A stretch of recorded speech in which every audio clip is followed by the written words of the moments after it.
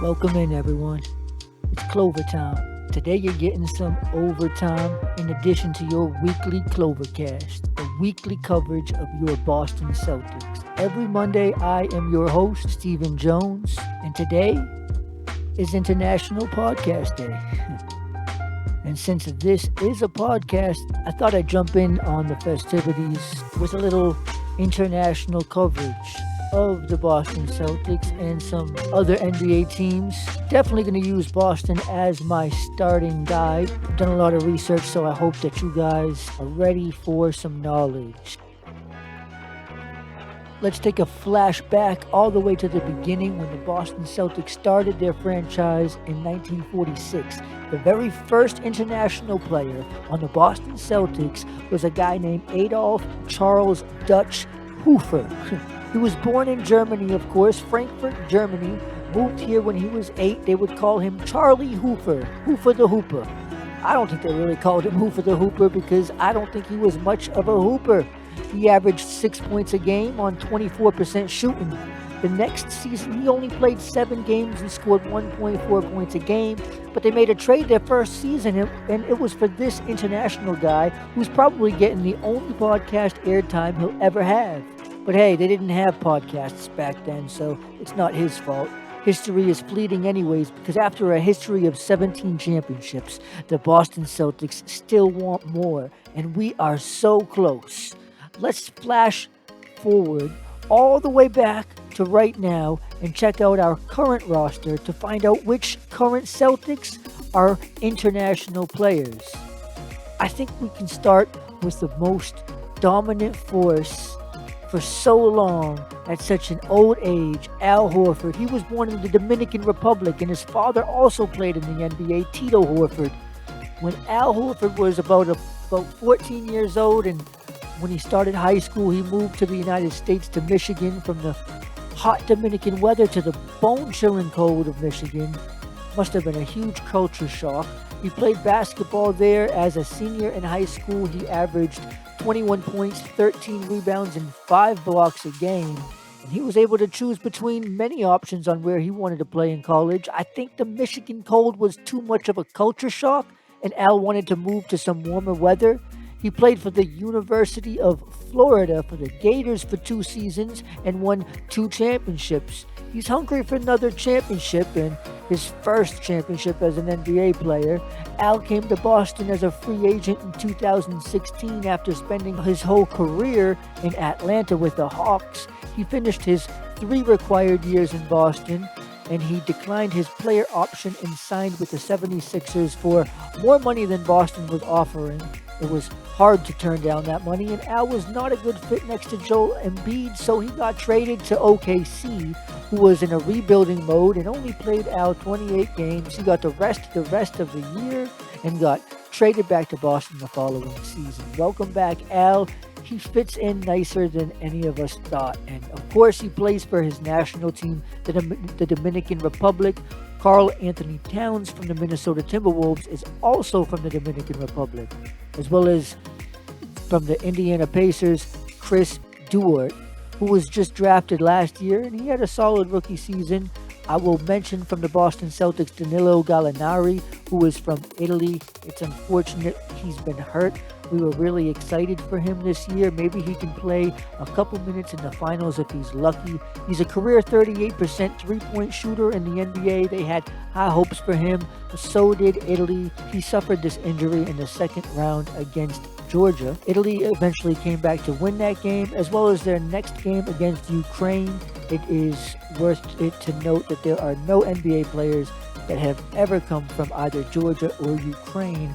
But their next game against Spain has a stacked roster and a stacked history of sending players to the NBA overseas. Italy doesn't have another game until November 11th against Spain, and that should be a really good game to watch. The only other NBA player out of Italy right now is Ryan Kiran. I'm going to butcher his name if I haven't already. Arcidiacono? He's currently playing for the Knicks. But back to the Celtics players again. The only other current Celtic that is an international player is on a two-way contract Fiondu Kabengele. Fiondu is from the land far, far away that is Canada. And Canada, my friend, is the number one country that sends the most players into the NBA. There have been a total of 56 players from Canada to make it to the NBA. That's not active, that's all time. Active, there's currently 22 players from Canada in the NBA. And on the Celtics, well, there's no one right now, but there's 4 active players in the NBA now that used to play for Boston. Do you recognize any of these names? Kelly Olynyk just signed with Utah after they traded their 2 main stars away. He should have plenty of opportunities to showcase his skills there, maybe put up some minutes in your fantasy league. Dwight Powell was drafted by Boston, but mid-rookie season, he got traded to Dallas, where he's been ever since. Nick Stauskas was briefly with Boston last year, but didn't play much.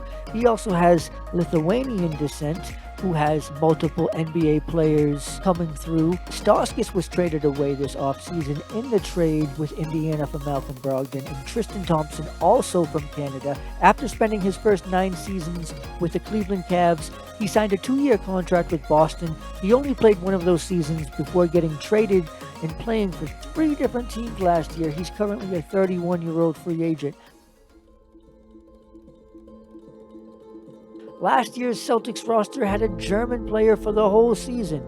Dennis Schroeder started the year in Boston and halfway through the season got traded to Houston for another German in Daniel Theis. So technically, they were never without a German. Theis went undrafted in 2013. He played overseas and he grew his game. He became the Defensive Player of the Year and almost immediately got signed to the Celtics. He got traded to Chicago in 2021, and just less than 2 years later, he's back in Boston. And of course now, he's in Indiana as part of that Brogdon trade, but this is the second guy we've mentioned that came back to Boston for a second stint, and we are about to mention the third, Enes Kanter Freedom, who is from Turkey, also left Boston and came back. He was born in Switzerland, but it wasn't just Boston that he did the same thing in Portland as well. This is his history here. In 2019, he signed with the Blazers mid-season after he got bought out by the New York Knicks, and that season he signs with Boston, only to get traded back to Portland just over a year later. And during that very next free agency, Boston signs Enes and then trades him halfway through the season for Theis to make his second appearance. It's all crazy stuff how this all intertwines. We talked earlier about Spain and their basketball dominance. They have 20 players that have come to the NBA through the years, one of them being on the last year's roster for 18 games. That is Juancho Hernan Gomez. Have you seen the Adam Sandler movie with Juancho in it? It's called Hustle. It just came out in 2022. I like the role Juancho plays. I would like to see him play a role in Boston this year. We are looking for a big man. If we could get yet another player to come back to Boston for a second season. There is one more player from last year's roster we didn't mention, Bruno Fernando. He was born in Luando, Angola. He beat out Juancho for games played by 2 and 20 games played. He's now with Houston. The top 5 countries with the most international players sent to the NBA. Now, you already know number 1 because I already told you this earlier, but if you forget, you will have to wait. Number 5, Croatia has had 22 players come through the NBA. Probably most notable is the Hall of Famer Dino Radja. He was a Boston Celtic. Now, Dino won back-to-back FIBA European Champions Cup championships in 1989 and 1990. He spent 3.5 seasons with the Boston Celtics as his only NBA team to ever play for. He got drafted in the second round by Boston in 1989. He didn't fly overseas to play for them until 1993 because of his contract obligations with his team in Croatia. But while he was waiting, he was playing and improving and winning. At that time, there were 3 other Croatians playing in the NBA too. When the 6'11" big man finally got to Boston, he put up numbers that helped sustain what was left of that organization after Larry Bird retired in 1992 and Len Bias had passed away. They were hoping on him to bring some production to Boston, and of course Reggie Lewis a few years before Larry Bird retired, he passed away as well. And Dino was a great improvement to the lack of stars that they had on their team. In Dino's 26-year-old rookie year, he had 15 points a game on 52% shooting, very solid. Although Boston wouldn't win many games in 2005, Raja talked about his exit from Boston. He said, "I went to Pitino and asked him if I fit into his plans." Rick Pitino was a new coach there. "I obviously wanted to know what he thought of my game. I loved playing for Boston, and I just wanted to find out if there was any possibility I might be traded, because I had heard some rumors." Pitino looked me right in the eyes and said, "Dino, don't worry. You're going to be a big part of our offense. When we run a set play, the ball is going to go through you." I left the meeting feeling great. 5 days later, I found out I was being traded to Philadelphia. I can't tell you how much I felt betrayed. Either Pitino lied or something changed in a matter of a few days. I think Rick Pitino killed Dino's career, or whoever influenced this decision. He might have played many more successful years with the team, just like I believe Danny Ainge ruined Isaiah Thomas's career, but that's for another podcast. I trust in Brad Stevens a lot and trust in the organization to search for, hire, raise up, train, develop the best people available. But that's for another podcast too. Dino's last year with the Celtics was my first year, and unfortunately, I didn't get to watch any of his live games. He only played half the season, but Dino Raja alone deserves his own podcast. Croatia now has 3 current players in the NBA. It could be 4. Luka Šamanić. He just recently signed with the Boston Celtics to join their training camp roster, and he's fighting for that last roster spot with the 20 other guys in training camp, as well as some free agent prospects. If Luka wins a spot, I'd love to see what all the hype is about. He's only 22 years old. He played in the G League last year. He averaged 28 points a game there. He can do a lot, but is it enough? We'll see soon. The last name I will mention from Croatia is a name you might know because he won 3 NBA championships in a row with Michael Jordan and the Chicago Bulls. That is Toni Kukoc. Now, number 4 is actually tied with number 3. And I will just mention Serbia first. There have been 30 NBA players to come from Serbia. Most notable is the current back-to-back NBA MVP, Nikola Jokic, an amazing talent. He was drafted in the second round. Don't sleep on J.D. Davidson just because he was drafted in the second round. But another Serbian player, a Hall of Famer, Vlade Divac, who never played for the Celtics either. He played most of his seasons with the LA Lakers, which is why I won't talk about him much here. No NBA gold, but he's got a lot of international gold. And I gotta mention Boban Marjanovic because he's 7'3" and going into his 7th NBA season. Many Celtics fans want to trade for Bogdan Bogdanovic because he's shooting 38% from the three-point range in Atlanta in his 5 seasons in the NBA. And he could be a good backup to the shooting guard position we seem to need. Maybe he could come in a package with John Collins. The last Serbian player I will mention is Darko Milicic for a couple reasons. His last season in the NBA, he played for the Boston Celtics. And he played 1 game early in the season for a total of 5 minutes. And then he retired at the end of the season. He played 12 total seasons with 6 teams in all. He turned into a serviceable big man who can block shots, but where it all started was way too high for him. Everybody knows him most for being drafted 2nd overall to the Detroit Pistons. They passed on the reigning NCAA champion Carmelo Anthony, and they missed out badly. Do you think the Celtics will miss out badly if they don't sign Carmelo at some point this year? Let me know in the comments. Number 3, tied with Serbia, is Australia with 30 NBA players. I believe the only Celtic was Aaron Baines. You can search YouTube for a Tommy Heinsohn quote on Aaron Baines that will have you laughing, but I'm not going to repeat the words here, so save that for another time. But Baines was a very dominant player for the Boston Celtics, very strong, and he was noted for taking and making a lot more threes in his career since joining the Boston Celtics. He's only played 2 years with Boston. Ben Simmons is also from Australia. He plays with the Nets. I think he does. He didn't play for the Nets when the Celtics swept them in the first round of the playoffs this summer, but we'll see what Simmons has to show this upcoming season. Matisse Thybulle used to be a Simmons teammate in Philadelphia until the James Harden trade. Patty Mills I mostly remember for his years on the Spurs. I think I really remember Dante Exum because he was drafted 5th overall to the Jazz and was a bit of a mystery because he didn't play in the NCAA like many other international players, of course, although the NCAA is filled with many international players as well. Josh Green on the Rockets and Josh Giddey on the Thunder are two young stars from Australia that both have promising careers. Jock Landale, who just got traded to the Suns for cash. Maybe just to back up DeAndre Ayton. And last but not least for Australia, I got to mention Andrew Bogut, who won a championship with the Golden State Warriors back in 2015. Number 2, second place, is France with 40 current NBA players. Overall NBA players, not current, excuse me. The most notable is Evan Fournier because he recently played for the Boston Celtics. Boston traded for his expensive contract using a traded player exception they got from a trade. They always get these types of TPEs and only use them once in a while. Rudy Gobert, who recently got traded to the Timberwolves, is also from France. This dude is huge and a big reason France is dominating on the international level.